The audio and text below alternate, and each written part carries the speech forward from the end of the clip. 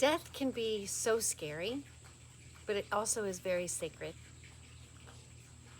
I don't believe anybody should have to watch their loved one die without knowing what's happening.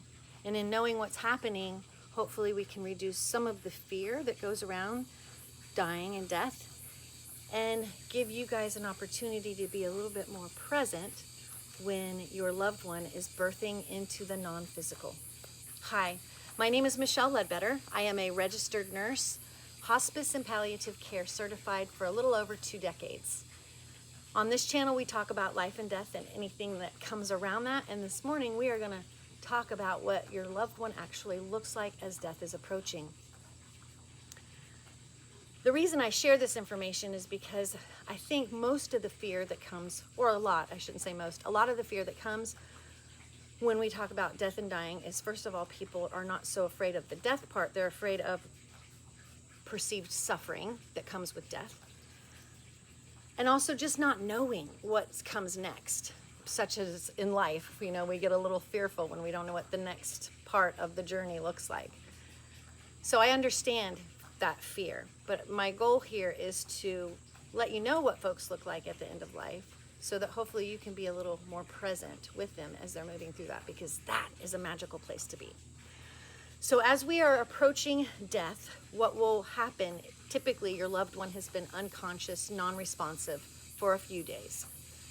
They also have probably not been eating or drinking for a few days. And they have been essentially sleeping for the last few days. As death approaches, the body knows exactly what to do. Just as when we are born, the body knows how to come in and be born, and it also knows the steps needed and required to go out and be birthed into the non-physical. What you will see in the beginning, usually within the first or the last 72 hours before death approaches, is changes in the periphery, hands and the feet. You will start to see what we call mottling, and that's a blotchy bluish gray that happens on the feet and the hands. And the reason that happens is because blood is being pushed back to the major organs. The next thing that you're going to notice is potentially blue-gray around the mouth. And again, there's just going to be color changes on the body as the blood starts to pull back towards the main organs. At this point, we don't typically see anybody reaching, doing the visionary reach or having visioning.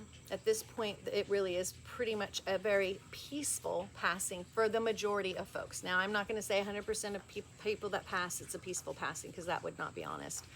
But the majority of people that are dying of natural causes, it is a very peaceful death, and it looks very much like this.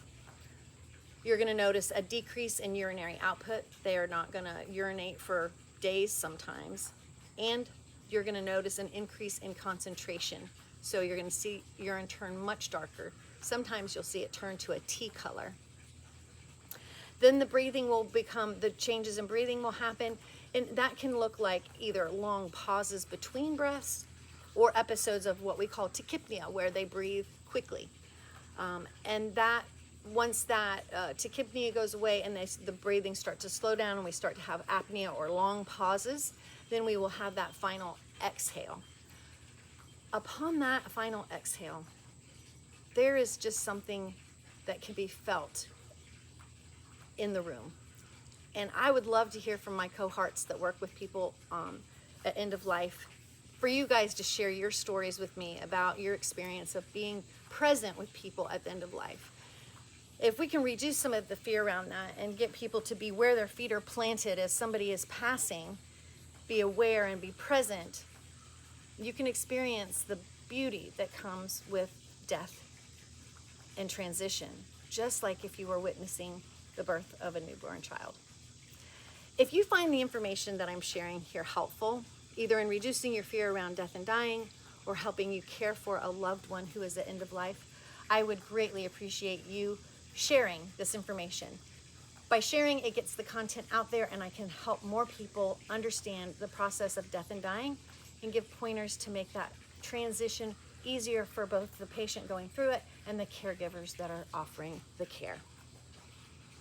Thank you so much to my followers. Thank you so much to my subscribers. Until we meet again, remember, be kind to one another.